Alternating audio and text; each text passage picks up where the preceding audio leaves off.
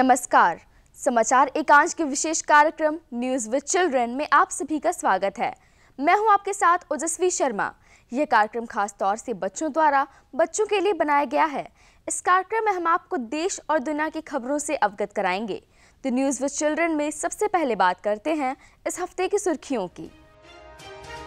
प्रधानमंत्री नरेंद्र मोदी की मां हीराबा का 100 वर्ष की उम्र में हुआ निधन। माता हीराबा पिछले कुछ दिनों से चल रही थी बीमार। कोरोना के बढ़ते मामलों के चलते आज से 6 देशों से आने वाले यात्रियों के लिए RT-PCR टेस्ट हुआ अनिवार्य। चुनाव आयोग ने रिमोट वोटिंग की सुविधा देने पर किया काम शुरू। डोमेस्टिक माइग्रेंट वोटर्स अब जल्द उठा सकेंगे इस सुविधा का लाभ। CBSE ने 10वीं और 12वीं की परीक्षा के लिए डेट शीट की जारी। 15 फरवरी से शुरू होंगे पेपर। ब्राजील के महान फुटबॉलर पेले का 82 वर्ष की उम्र में हुआ निधन। फुटबॉल विश्व कप 3 बार जीतने का खिताब था दर्ज उनके नाम। दुनिया भर में लोगों ने नव वर्ष का किया धूमधाम से स्वागत। नए साल के स्वागत में जगमगा उठी विश्व भर की ऐतिहासिक इमारतें। और अब खबरें विस्तार से। प्रधानमंत्री नरेंद्र मोदी की मां हीराबा का 100 वर्ष की उम्र में हुआ निधन। मां के अंतिम संस्कार के बाद प्रधानमंत्री आधिकारिक कार्यों में हुए सक्रिय। पश्चिम बंगाल को दी पहली वंदे भारत ट्रेन की सौगात। शुक्रवार को प्रधानमंत्री नरेंद्र मोदी की मां हीराबा का 100 वर्ष की उम्र में निधन हो गया। माता हीराबा पिछले कुछ दिनों से बीमार चल रही थीं।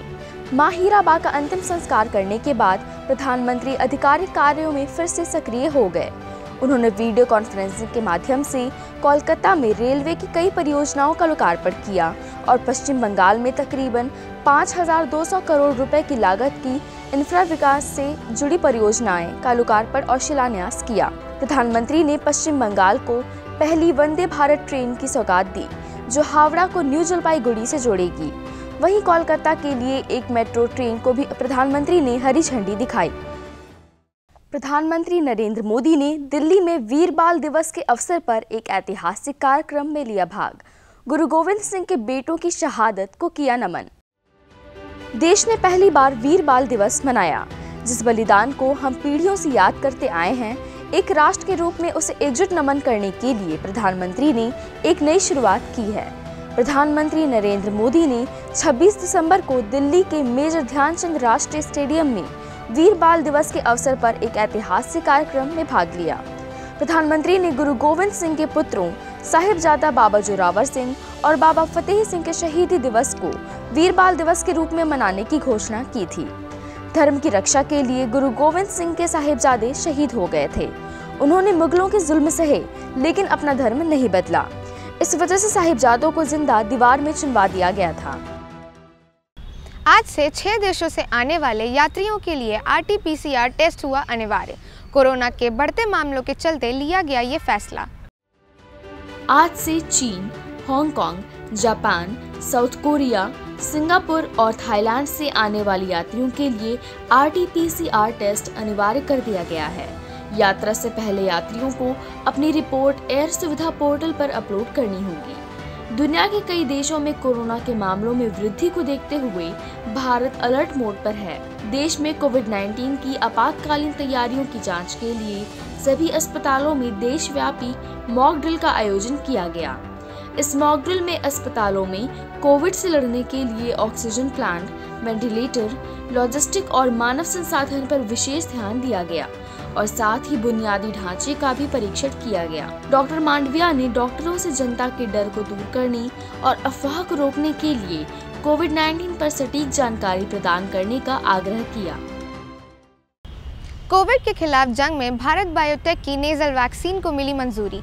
निजी अस्पतालों में 800 रुपये और सरकारी अस्पतालों में 325 रुपये होगी इसकी कीमत। कोविड के खिलाफ जंग में भारत बायोटेक की नेजल वैक्सीन एक और विकल्प के रूप में सामने आई है। नाक से दी जाने वाली इन्कोवैक वैक्सीन को कोरोना की दूसरी डोज के साथ साथ बूस्टर डोज के रूप में अनुमोदन मिला है। इस तरह की यह दुनिया की पहली इंट्रानेजल कोविड वैक्सीन है। भारत में इसे 18 वर्ष से अधिक आयु वर्ग के लोगों को बूस्टर डोज के रूप में जनवरी के चौथे सप्ताह में दिया जाएगा। इसकी कीमत निजी अस्पतालों में 800 रुपए और सरकारी अस्पतालों में 325 रुपए रखी गई है। चुनाव आयोग ने रिमोट वोटिंग की सुविधा देने पर किया काम शुरू। डोमेस्टिक माइग्रेंट वोटर्स अब जल्द उठा सकेंगे इस सुविधा का लाभ। देशवासियों को रिमोट वोटिंग की सुविधा देने पर काम शुरू हो गया है। चुनाव आयोग ने बताया कि उसने घरेलू प्रवासी मतदाताओं के लिए रिमोट इलेक्ट्रॉनिक वोटिंग मशीन का एक प्रोटोटाइप विकसित किया है, जिससे गृहनगर से अन्य जगहों पर बसे नागरिकों को रिमोट वोटिंग की सुविधा मिलेगी। बहुनिर्वाचन क्षेत्र ईवीएम एक स्टैंड अलोन मशीन होगी, जिसमें कोई कनेक्टिविटी नहीं होगी। निर्वाचन आयोग की इस पहल से चुनावों में वोटर पार्टिसिपेशन बढ़ेगा। ब्रांड यूपी से दुनिया का परिचय कराएगा G20 सम्मेलन। सफल आयोजन के लिए मुख्यमंत्री योगी आदित्यनाथ ने दिए दिशा निर्देश। वर्ष 2023 में भारत की अध्यक्षता में होने वाले G20 सम्मेलनों के सफल आयोजन के लिए मुख्यमंत्री योगी आदित्यनाथ ने एक उच्च स्तरीय बैठक की। मुख्यमंत्री ने कहा कि G20 सम्मेलन ब्रांड यूपी से दुनिया का परिचय कराएगा। G20 की मेजबानी को अविस्मरणीय बनाने के लिए लखनऊ में G20 पार्क बनेगा। वहीं वाराणसी, ग्रेटर नोएडा, लखनऊ और आगरा में G20 से जुड़े विविध आयोजन किए जाएंगे। तो क्या है G20?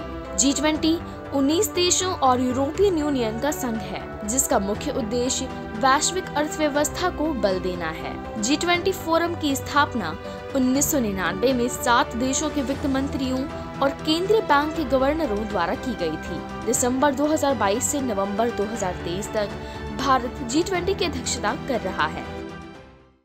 मुख्यमंत्री योगी आदित्यनाथ ने आज़ादी के अमृत महोत्सव के तहत लखनऊ में लोक भवन पर डायनामिक फसाड लाइटिंग का किया लोकार्पण। मुख्यमंत्री योगी आदित्यनाथ ने आज़ादी के अमृत महोत्सव की श्रृंखला में 25 दिसंबर को लखनऊ के लोक भवन पर डायनामिक फसाड लाइटिंग का लोकार्पण किया। इससे पहले विधान भवन में फसाड लाइटिंग का कार्य पूरा हुआ था। तब से उत्तर प्रदेश का विधान भवन आकर्षण का केंद्र बना हुआ है। लोक भवन मुख्य रूप से मुख्यमंत्री कार्यालय और सचिवालय के रूप में कार्य करता है। मुख्यमंत्री ने कहा कि फसाड लाइटिंग की व्यवस्था न केवल इन भवनों के सौंदर्य को बढ़ाएगी, बल्कि इससे आम जनमानस के मन में शासन के प्रति सकारात्मक भाव भी जागृत होता है। इस साल यूपी में होगा युवा खिलाड़ियों का महाकुंभ। नेशनल यूनिवर्सिटी गेम्स की मेजबानी करेगा यूपी।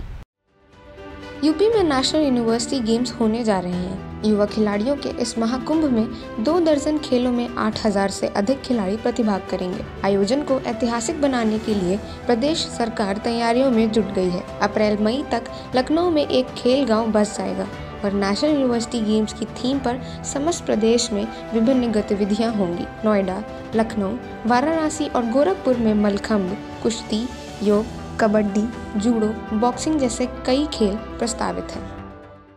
सीबीएसई ने 10वीं और 12वीं की एग्जाम डेट शीट की जारी। 15 फरवरी से शुरू होंगे पेपर। सीबीएसई ने 10वीं और 12वीं बोर्ड की 2023 की परीक्षाओं की डेट शीट जारी कर दी है। कक्षा 10वीं और 12वीं की परीक्षाएं 15 फरवरी से शुरू होंगी। वहीं प्रैक्टिकल्स 2 से 14 जनवरी तक होंगे। 10वीं की बोर्ड परीक्षा 21 मार्च को और 12वीं की परीक्षा 5 अप्रैल को खत्म होगी। और अब खबरें साइंस और टेक्नोलॉजी से जुड़ी हुई। नासा ने मार्स इनसाइट लैंडर मिशन को किया रिटायर। 4 साल तक मंगल ग्रह पर किया काम। अमेरिकी अंतरिक्ष एजेंसी नासा ने हाल ही में औपचारिक रूप से अपने मार्स इनसाइट लैंडर को रिटायर कर दिया है। नासा का मार्स इनसाइट लैंडर वह पहला रोबोटिक मिशन था जिसे मार्स की दुनिया को गहराई से समझने के लिए लॉन्च किया गया था। दरअसल लैंडर के साथ रेडियो संपर्क के लगातार 2 प्रयास विफल होने के बाद उसे नासा ने रिटायर करने का फैसला लिया। इनसाइट की सोलर पावर्ड बैटरीज पर धूल जमने के कारण यह बैटरीज डिस्चार्ज हो चुकी थी।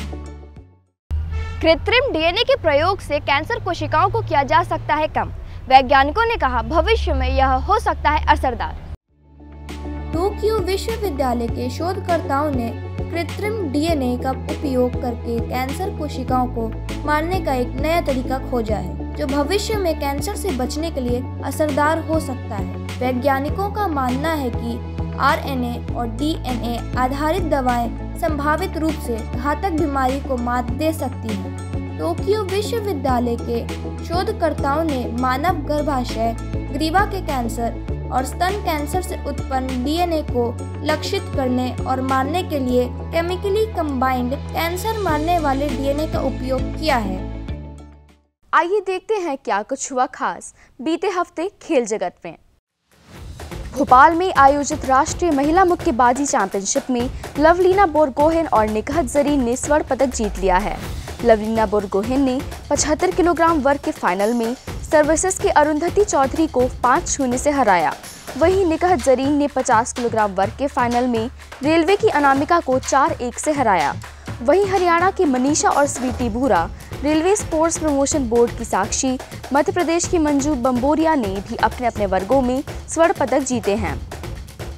वहीं बीसीसीआई ने श्रीलंका के विरुद्ध इस सप्ताह से आरंभ हो रहे 2020 और एक दिवसीय क्रिकेट श्रृंखला के लिए भारतीय टीम की घोषणा कर दी है। बीसीसीआई के अनुसार 3 मैचों की 2020 श्रृंखला के लिए ऑलराउंडर हार्दिक पांड्या को कप्तान बनाया गया है। वहीं रोहित शर्मा श्रीलंका के खिलाफ 3 मैचों की एक दिवसीय श्रृंखला में भारतीय टीम का नेतृत्व करेंगे। दक्षिण अफ्रीका में होने वाले आईसीसी महिला T20 विश्व कप 2023 और त्रिकोणीय सीरीज के लिए भारतीय टीम की हुई घोषणा। हरमनप्रीत कौर T20 विश्व कप टीम को करेंगी लीड। त्रिकोणीय श्रृंखला जनवरी से जबकि विश्व कप 10 फरवरी से होगा शुरू। ब्राजील के दिग्गज फुटबॉल खिलाड़ी पेले का 82 वर्ष की उम्र में हुआ निधन। पेले ने फुटबॉल विश्व कप 3 बार जीतने का बनाया था रिकॉर्ड।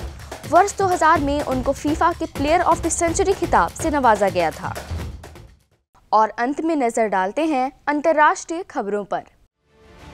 यूक्रेन के राष्ट्रपति ने प्रधानमंत्री नरेंद्र मोदी को मानवीय सहायता के लिए दिया धन्यवाद। साथ ही G20 अध्यक्षता के लिए भारत को दी शुभकामनाएं।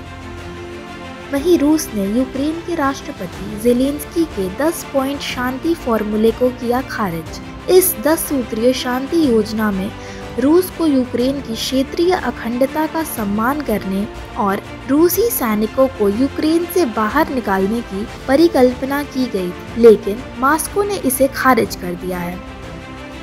भारत के पड़ोसी देश नेपाल में राष्ट्रपति विद्या देवी भंडारी ने नेपाल के नए प्रधानमंत्री पुष्प कमल दहल को दिलाई शपथ। पुष्प कमल दहल ने बतौर प्रधानमंत्री तीसरी बार ली है शपथ। मालदीव में पूर्व राष्ट्रपति अब्दुल्ला यामीन को मनी लॉन्ड्रिंग और रिश्वत के मामले में दोषी पाए जाने के बाद 11 वर्ष के कारावास की सुनाई गई है सजा। अमेरिका, कनाडा और जापान में बर्फीले तूफान से जीवन हुआ अस्त व्यस्त, कई लोगों की हुई मृत्यु। भारी हिमपात के कारण न्यूयॉर्क में लगाना पड़ा आपातकाल। हमारे सभी दर्शकों को दूरदर्शन उत्तर प्रदेश की ओर से नव वर्ष 2023 की हार्दिक शुभकामनाएं। न्यूज़ विद चिल्ड्रन में आज इतना ही। हमें उम्मीद है कि आपको हमारी कोशिश पसंद आई होगी। तो अगले हफ्ते आपसे फिर से मुलाकात होगी देश और दुनिया की खबरों के साथ। धन्यवाद। देखते रहिए दूरदर्शन उत्तर प्रदेश।